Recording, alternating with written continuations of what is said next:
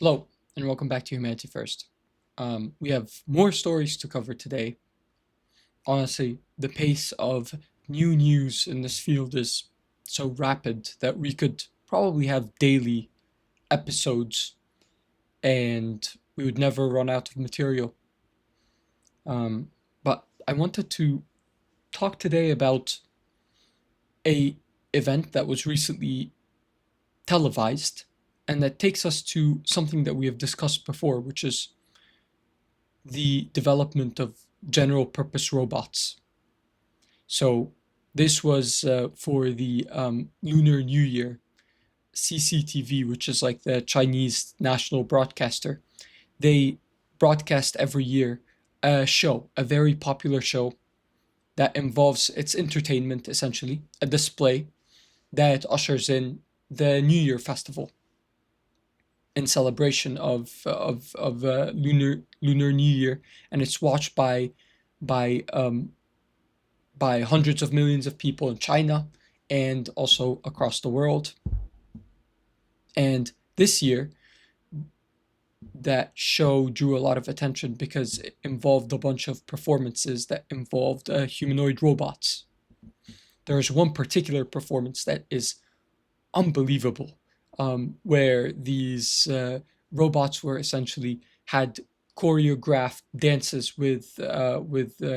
um, with a bunch of human dancers as well, um, and it was all kung fu themed, and it was incredible to watch. Like the robots, how dexterous they were, how easily their movements flowed. It was very human in how they were moving, and in like when they were doing flips, when they were doing rotations, it looked like a human being wearing a suit. And this, of course, first of all, drew a lot of attention from the public at large because of the entertainment value, but also because of what it signified. That China, even though they are kind of behind when it comes to developing AI models, the most frontier AI models, they're probably something like 6 months behind companies like OpenAI and Anthropic at the moment. But in robotics, they are in many ways ahead. There's very fierce competition in China. Obviously, the comparative advantage that China has over the US is their industrial capacity. And so when it comes to actually competing on robotics, which requires all these finely made components that need to go in and also batteries to power the robot, these are all areas where China absolutely dominates the production, where they really have mastered mass producing these small motors and actuators that you need to actually have a robot and produce robots at scale. So this was a display of where China is at with its ability to produce and manufacture robots that are incredibly human-like. And really what this shows is that one big aspect of the robotics problem is solved. You can imagine like the problem of making a general purpose robot. It has two parts. There's the hardware question, which is you need to make a self-contained, compact robot that can have enough degrees of freedom in its movements to fully do what humans are able to do. And looking at the show, it is impossible to conclude that we haven't already reached this point. And I'll include in the description a link to that, particularly this dance, the kung fu themed dance that these robots were doing.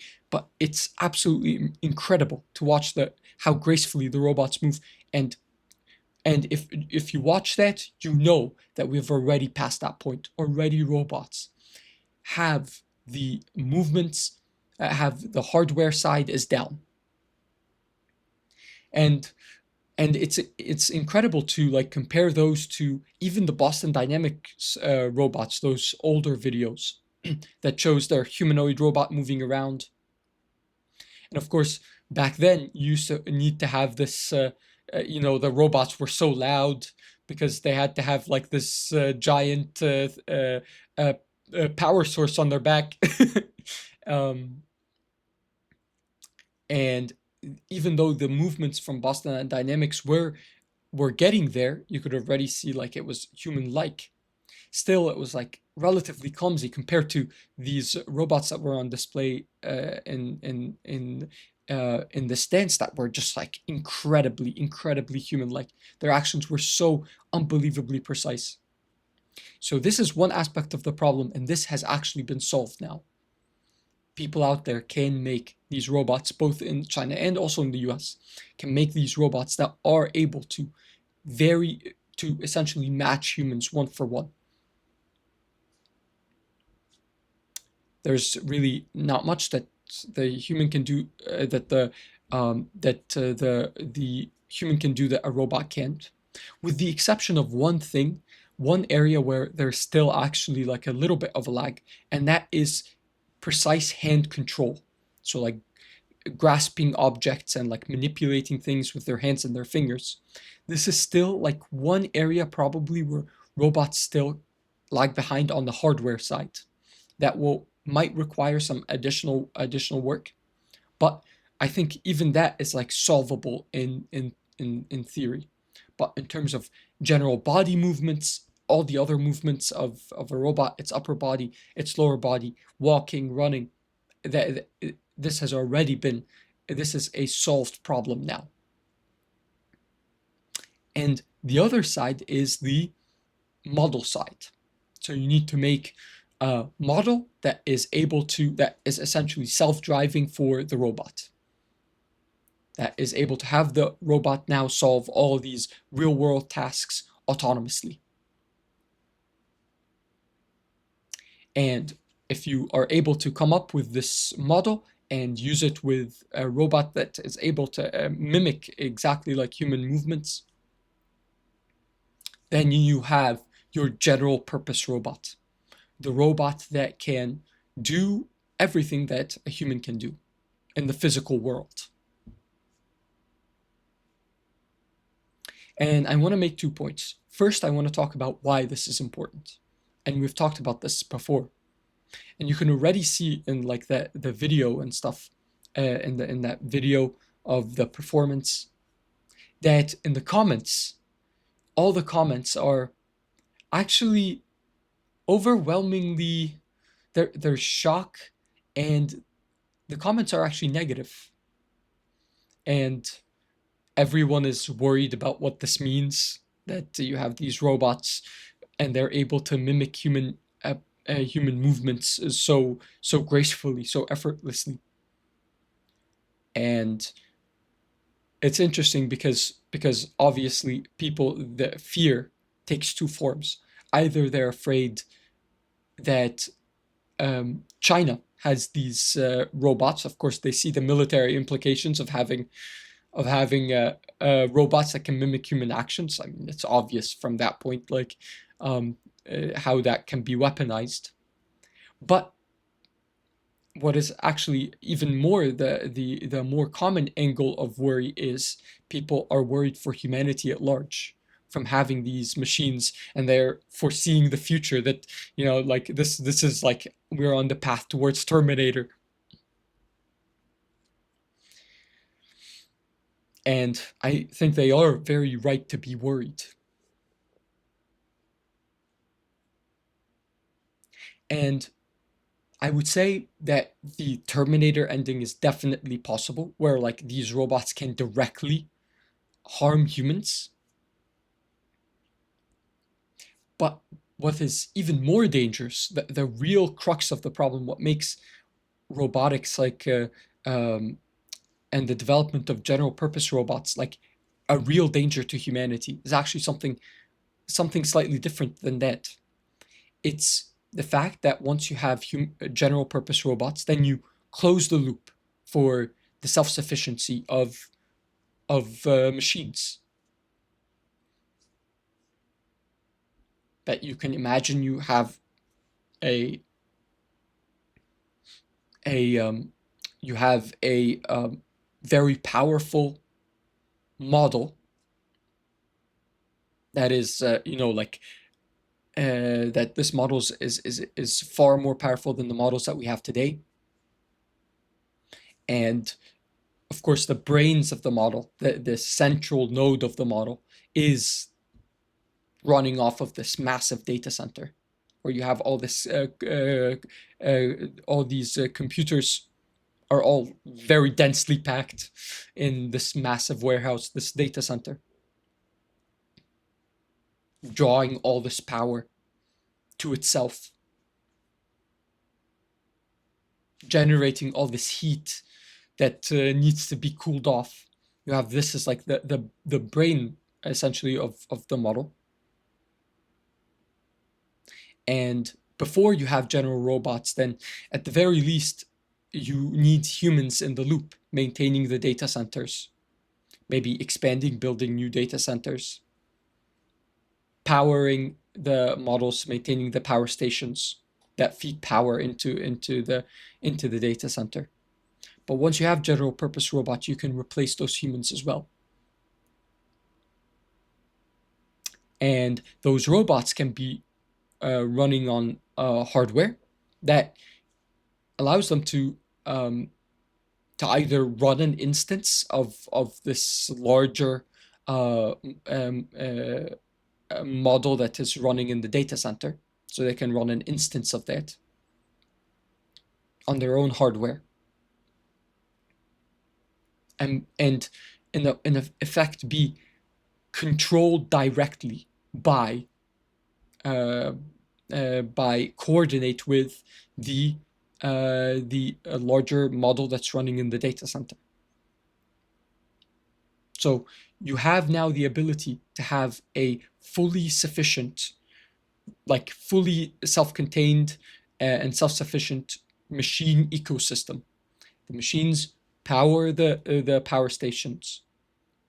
The machines can build new power stations, just like a human would. The machines can maintain the data centers. The machines can build the chips that need to power, that need to run on the data centers. The machines can run the robot factories to produce more robots. And once you have that, once you close the loop, then humanity is obviously in danger, because then there is no reason to have humans around. We're only then being kept around at the mercy of the machines. It has no, now you take out of the equation self-interest. There is that model has no real interest, no real, that it does not harm it directly to be rid of humans altogether. And this is the most dangerous thing, because maybe a model can figure out other ways other than just using robots directly to hunt people down the streets to harm humans. But you need some general purpose robot to do all the types of tasks and work that goes into producing a self-sufficient model.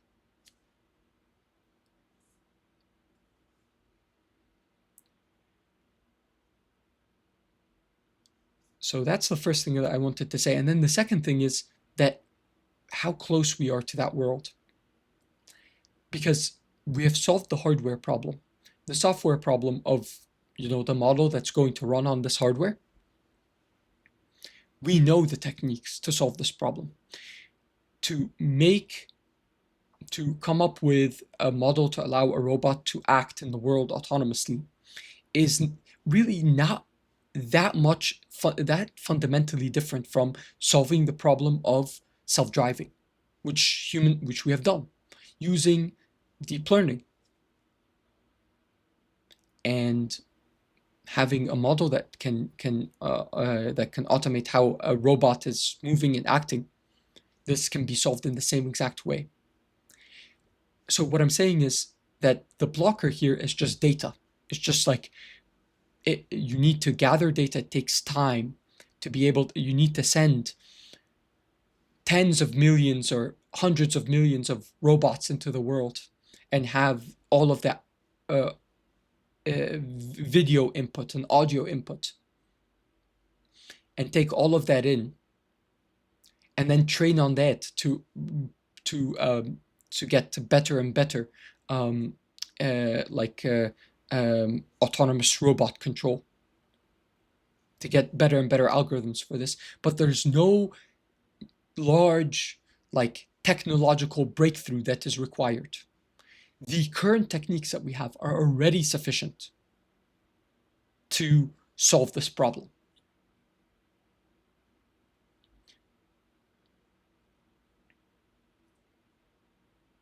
So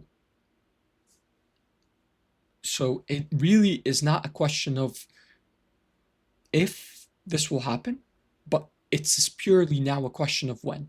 Unless there's serious political pressure that prevents this future from happening, it will happen. And there will be enormous forces that are driving this, that will be driving this development.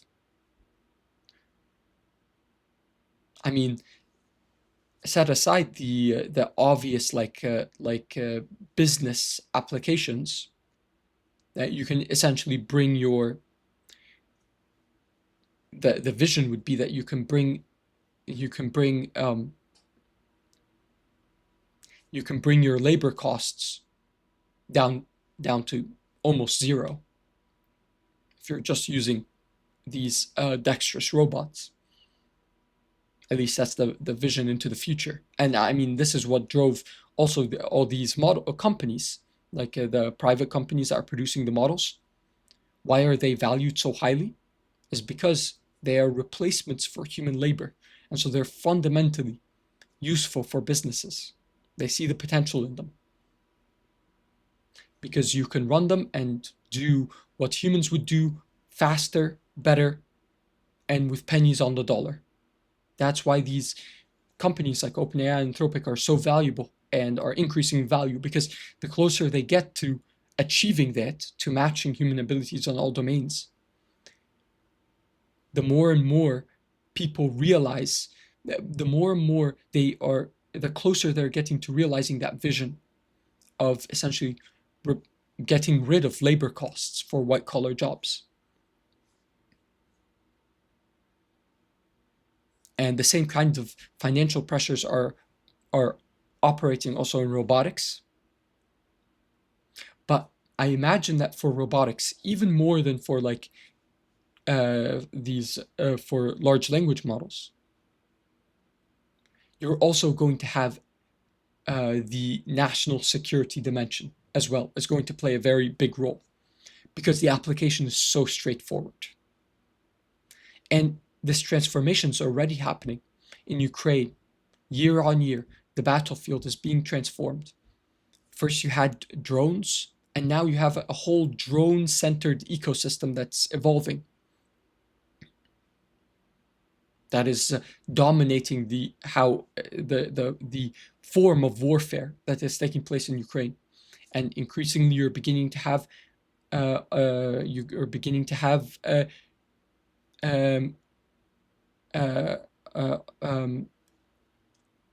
UAGs.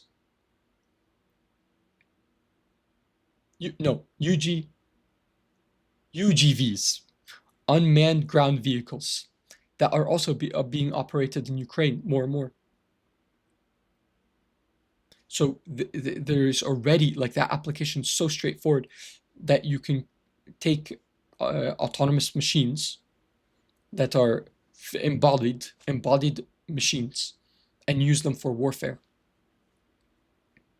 The incentives for that are massive, and you can already sense it in how you can imagine that the military would be in the US would see the advancements that are happening in robotics in China, and obviously they are drawing or seeing the military implications of that, and that will could very easily precipitate a kind of arms race to produce more and more robots and scale production faster and faster.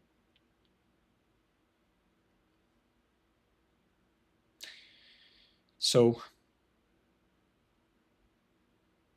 another thing to note is the speed at which this can happen. We already have the architecture that is built up in the world to produce cars by the hundreds of millions every year. Hundreds of millions of cars roll out of the production line.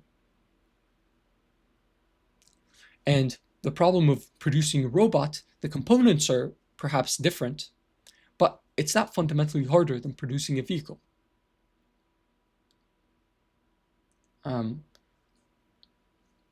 So the production ramp up can be very rapid, especially if there are strong financial and political pressures to try to push mass production of robots. And there will be an incentive to mass produce robots because the more robots you produce, the more data you can collect. And the faster that you can improve your algorithms that control the robots and give you that general purpose robot. So it'll be a competition to produce, and especially to produce at scale. And just like in the war in Ukraine, you had this massive ramp up in drone production. And the world very quickly adjusted because there were strong military pressures that were pushing to optimize and maximize the amount of drones that are being produced. And so everything realigned, the supply chains realigned to supply that huge demand. In the same way, a very similar pattern will likely also play out for general purpose robots, for humanoid robots.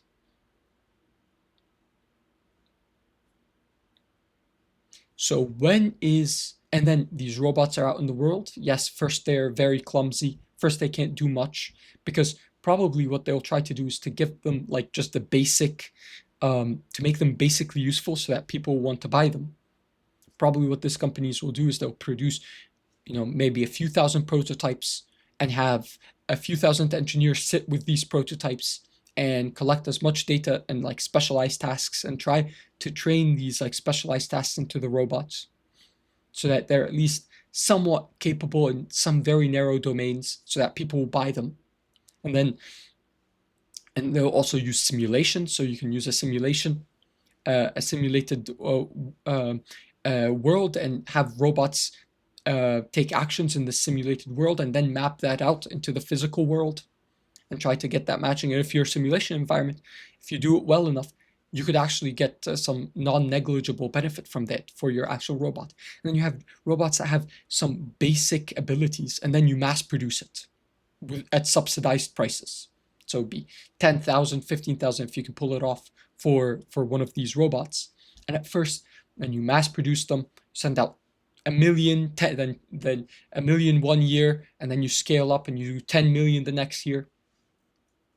And you put them in people's houses, and then you use this data to train them to make the robots better. And then it's as easy as just one software update. When you plug the robot in at night, just like your Tesla, like the robot updates, and now it's even better at accomplishing its tasks.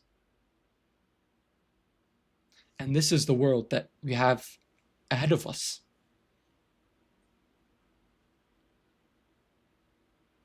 And so when is the time to act? Because this will all happen very, very quickly. And this is unfortunately like the kind of problem that we face again and again and again working in this space, that everything is happening so quickly. Models are developing, they're getting more intelligent, but they get intelligent so quickly that we won't get a lot of room between we notice there is a problem and it's too late to do anything. And it's the same for robots. How long have people been worrying about this? And they were just like, tossed aside, like what are like seen as ridiculous or not engaged with, that robots will never present a danger to humanity. And then in the span of 1 year, we can go from just a few thousand prototypes to now tens of millions of robots. And then what will people be saying?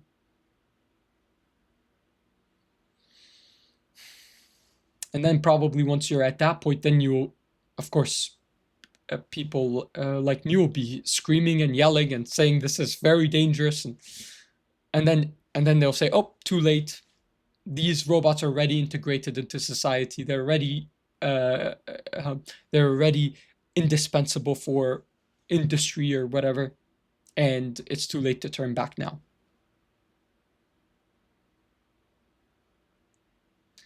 And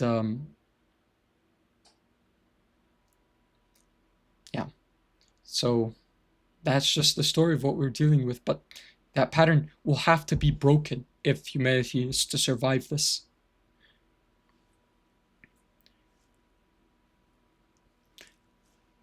I like there's this line by Chesterton where he says, a blow can only be parried in the air, or a hatchet can only be parried in the air.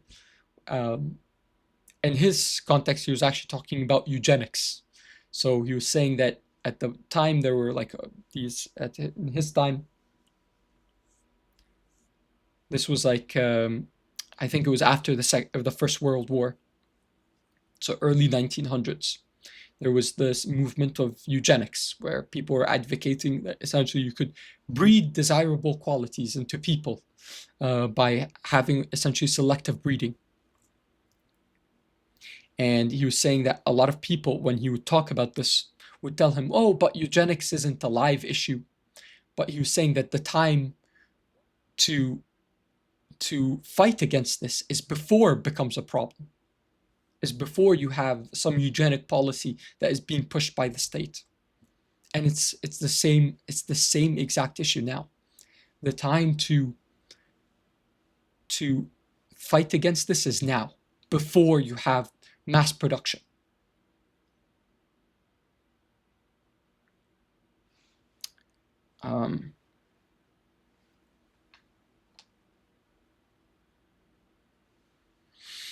But yeah, all right, okay. I think I will stop here. There are a lot of other topics that I would like to talk about, but I think I'll leave them for future videos. But thank you very much for listening, and don't forget, winter's coming.